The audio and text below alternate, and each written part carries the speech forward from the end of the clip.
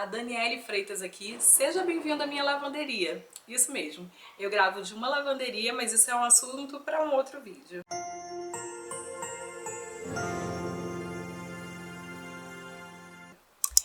Se você for novo por aqui, já vai deixando seu like e se inscrevendo aqui no canal para ajudar no crescimento. E eu tô aqui hoje com essa linha maravilhosa, que eu vou produzir uns cordõezinhos assim, para formar um colar. Enquanto isso, eu vou falar com vocês sobre a hashtag Sobrou Pra Mim. Foi lançado um novo desafio da hashtag Sobrou Pra Mim, e eu vou falar quem são as idealizadoras. São 6 crocheteiras: a Guria Crocheteira, a Claudinha Crochê, Crochê da Glau, Jaqueline Cordel Crochê, Elaine Cardoso Crochê e Lohane Bernardes. E o desafio dessa semana era a gente responder a 6 perguntas. Os outros 2 vídeos anteriores desses era para a gente poder produzir peças. A primeira foi produzir uma peça com sobrinha, com alguma sobrinha que a gente gostasse de fazer para poder dar para clientes, enfim. Eu fiz chaveiros de fio de malha com uma sobrinha que eu tinha na Correna. E da semana passada o desafio foi fazer alguma peça na cor rosa devido ao Outubro Rosa. Essa semana nós vamos responder a 6 perguntas. E a primeira delas é: qual a peça de crochê mais desafiadora que tu já fez? Bem, no início tudo é meio desafiador. Eu aprendi crochê, eu tinha uns 12 a 14 anos. Eu aprendi na escola e lá a gente já começou com uma linha fina. Eu comprei uma agulha 1,75, que foi o que a professora tinha pedido, e uma linha tipo a Cleia, que nem era indicada para a agulha que eu comprei. Deve ser para 1,25, 1,5. E aí lá eu aprendi pouca coisa, fiquei pouco tempo. Era um período só, assim, alguns meses, que tinha algumas oficinas que a gente tinha que fazer, e aí eu tinha me inscrito em crochê. Nem sabia direito o que era, tinha assim nenhum interesse antes disso, mas eu era obrigada a fazer e aí eu resolvi tentar. E aí depois disso eu fui tentando aprender a fazer algumas peças sozinha, mas não rolava e tal. E aí eu ficava muito com essas linhas finas. E linha escura e linha fina para iniciante é o fim do mundo. Então, fora essa questão da linha fina no início, quando eu fui me aprimorando e passei para fazer barbante, né, fazer peças com barbante, eu comecei a fazer alguns tapetes. Só que eu ia para o YouTube, porque até hoje eu não sei ler gráfico. E aí no YouTube eu via só os modelos que eu achava legal, que eu achava bonito, e não pensava no grau de dificuldade que eu ia ter como iniciante para poder conseguir confeccionar aquela peça. E aí eu tive a ideia de fazer um tapete que eu já procurei no YouTube, eu não lembro o nome dele e eu não consegui achar assim colocando as características. Ele é um tapete redondo que parece que tem uma folha de repolho no meio. Eu vou pegar a foto dele e vou deixar aqui passando para vocês. Eu fiz várias dessas cores, inclusive eu tenho aqui mesclado dele de cru com roxo mesclado da Barroco. E eu sempre comprava Barroco na época, não pro cru, mas pra parte mesclada, eu ficava com medo. Eu acho que eu nem entendia que eu poderia ver a questão do tex, a indicação da agulha e comprar barbantes similares. Se na videoaula falasse, ah, eu tô usando Barroco tal e tal, eu ia por ali e fazia exatamente igual. Então o que eu tenho aqui é uma mescla de roxo. Eu lembro que eu fiz um amarelo para poder dar de presente. Teve uma prima minha que pediu ele com cru, preto e branco, eu também fiz. E fiz alguns outros agora que eu não estou recordando. Só que ele para iniciante, gente, é uma loucura. Porque primeiro tem que saber fazer, ficar certinho, não embabadar. Tem que ir fazendo os aumentos, só que a gente sabe que pela tensão de ponto de cada um, nem sempre isso dá certo, né? A gente tem que fazer adaptações. Eu não tinha experiência, nem maturidade para poder conseguir fazer essas adaptações. Então eu apanhava muito para poder fazer. A flor dele, talvez hoje se eu tentasse fazer, teria mais clareza para mim de qual é de como que é a continuidade dela, com a repetição, mas no início, eu vendo o vídeo aula, eu podia fazer 15 vezes a mesma coisa, que parecia que sempre era um ponto novo, não fluía, sabe? Ah, aqui agora é só repetir, vou fazer tudo igual e aqui eu aumento. Eu ainda não tinha essa noção. Mas eu cismei com esse tapete e ainda mostrava para as pessoas, presenteava, e aí uma outra pessoa, assim, mais chegada, porque eu não divulgava, assim, em redes sociais nem nada, eu acabava recebendo algumas encomendas dele. Esse tapete, eu lembro que uma vez eu parei para poder contar o tempo. Eu levava mais ou menos 11 horas para poder fazer, né? Eu contava o tempo, aí parava. Aí pegava, quando eu anotava, né? E quando eu começava de novo, eu anotava o tempo e eu levava mais ou menos 11 horas. Eu usava barroco nele, na flor, na folha, e para poder fazer as bordas dele. Só que eu não tinha noção também de contar tanto o valor da minha hora, quanto contar o tanto de material que eu estava usando, tanto no mesclado quanto no barroco. Então, na época eu cobrava uma coisa assim, era mais simbólico mesmo. Aliás, não era nem simbólico, isso nem pagava as 11 horas que eu levava fora o material. Eu cobrava 50 reais para poder fazer esse tapete. E eu não sei por que eu fiquei insistindo nele. Eu acho que até hoje, se eu pegar, eu ainda não sei fazer ele. Mas enfim, talvez, se eu achasse de novo a videoaula, qualquer dia, eu até tentaria para poder ver como sairia, né? Como seria o antes e o depois da maturidade. Então esse com certeza foi o mais desafiador de todos. A segunda pergunta é, já tomou algum calote? Com o crochê, eu ainda não levei nenhum calote, não que eu lembre. Porque apesar de fazer crochê há muitos anos, eu não fazia crochê assim, igual eu faço agora, de uns meses pra cá, pra venda. Era mais fazer pra mim, um chá de bebê da minha irmã. Eu fiz alguns modelos assim, pequenininhos, de casaquinho, de balinha e tal, pra gente fazer de imã de geladeira. Fazia tapetes assim, pra minha casa, pros familiares assim, mais chegados. Não fazia nada relacionado mesmo à venda. Então, com o crochê, por enquanto, ainda não levei nenhum. Eu até vendo ainda hoje para o pessoal me pagar depois, mas para quem é conhecido, né? E o pessoal que já está acostumado a comprar para mim, comigo. Porque eu vendo Natura, Avon, Jequiti, Boticário, Eudora. E aí eu já tenho uma clientela que eles já estão acostumados a fazer o pedido e pagar no próximo pagamento. Só que em 2022 eu fui transferida, não, pedi transferência de onde eu estava trabalhando para um novo lugar. E aí lá eu conheci, né, o pessoal, e quando chegou assim, novembro para dezembro, o pessoal pediu bastante encomenda de Natura. Principalmente assim, perfume, essas coisas assim, para dar de presente, final de ano, Natal e tal. E aí eu já estava vendendo há algum tempo para o pessoal assim, eu entregava antes do dia do pagamento, às vezes estava bem próximo assim, e quando chegava o dia do pagamento o pessoal me pagava os produtos. E aí quando chegou em 2022, isso deu ruim. Achei que não estava gravando. Três pessoas na verdade de lá ficaram me devendo. Uma, eu corri muito atrás, assim, ficava sempre mandando mensagem e tal. Não às vezes mensagem de cobrança, mas mandava bom dia, boa tarde, boa noite, coisa que eu não estava acostumada a fazer. Até hoje eu não costumo mandar mensagens assim. E aí quem me conhece sabe que não é meu costume, então pra quem sabe ler um pingo é letra, né? E aí ela me pagou. Só que outras duas, gente, foi um prejuízo grande. Uma ficou me devendo R$ 239,90, R$ 240, e a outra foi R$ 299,99, R$ 300. Somando aí as duas, 300, R$ 540 em prejuízo no Natal de 2022. Ainda teve também um conhecido que ele comprou um perfume comigo. Ele sempre comprava perfumes comigo.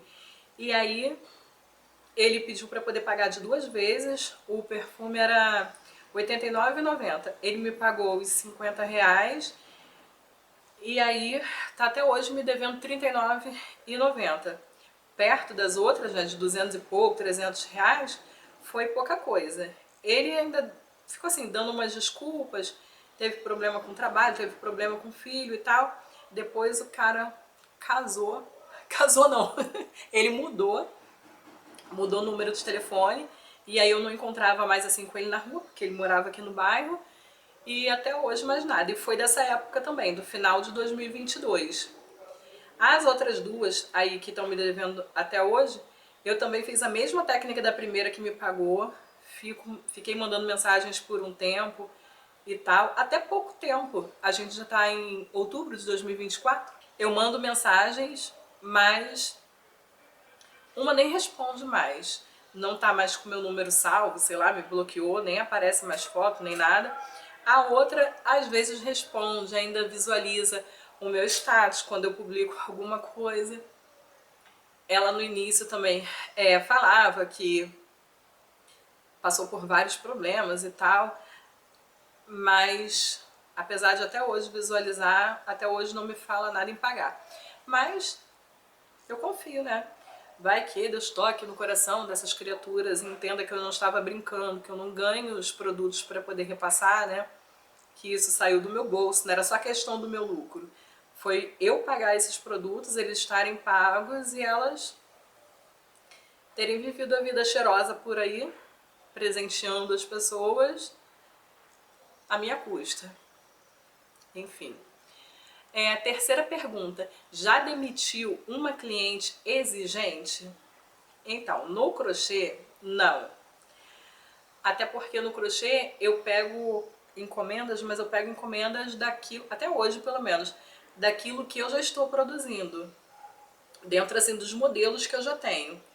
Mas com essa questão de vender cosméticos, tem uma cliente que eu parei de mandar as coisas para ela, de fazer divulgação por linha de transmissão e colocar ela na lista, porque ela era muito louca.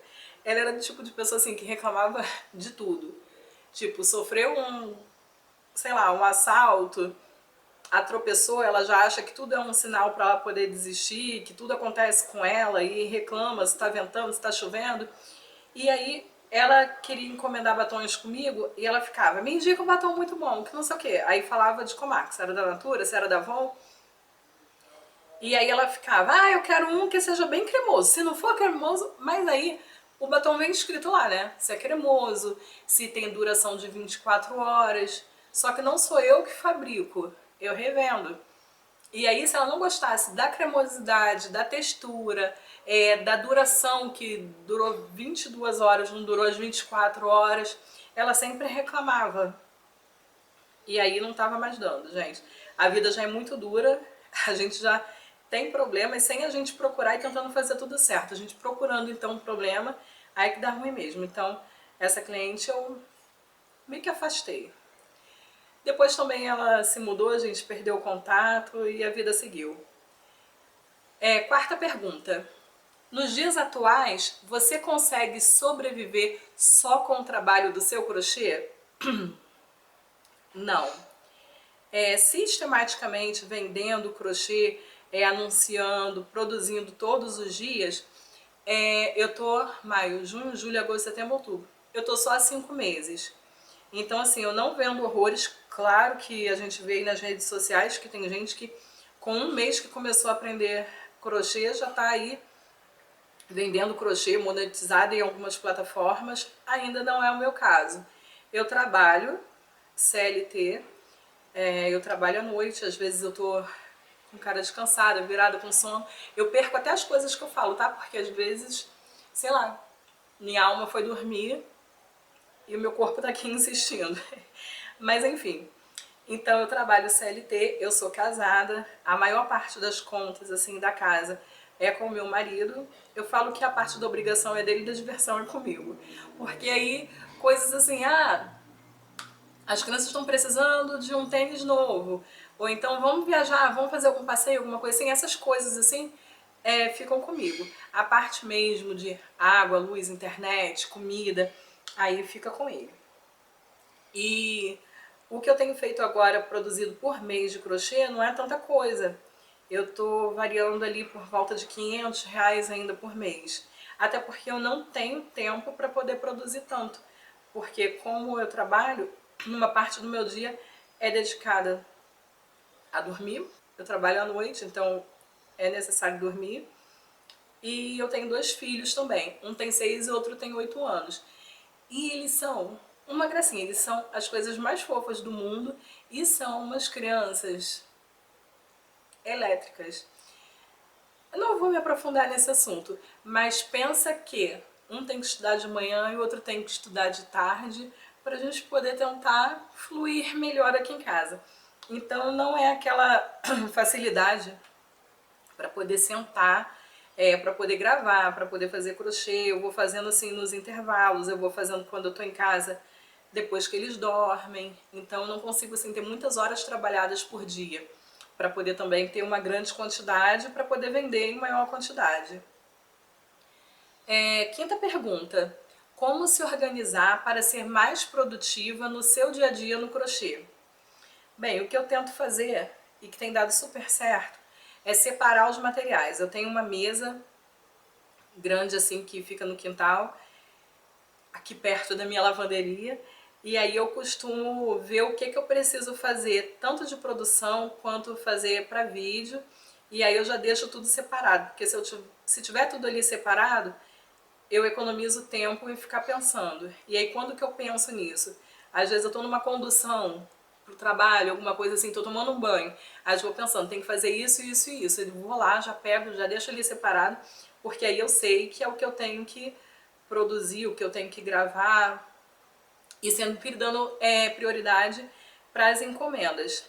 Como eu falei também, eu não faço qualquer modelo assim aleatório. Quando eu tô sem encomenda, com mais tempo, com vontade, eu pego alguns modelos que eu acho que vão ser mais legais, que eu vou gostar de fazer, e fico ali dentro daquela cartela de produtos e aí vou testando. Se eu ver que me estressou, que me deu muito trabalho, eu fico pra mim, nem ponho pra divulgação e sei que é uma coisa que se me pedirem, talvez eu nem aceite essa encomenda.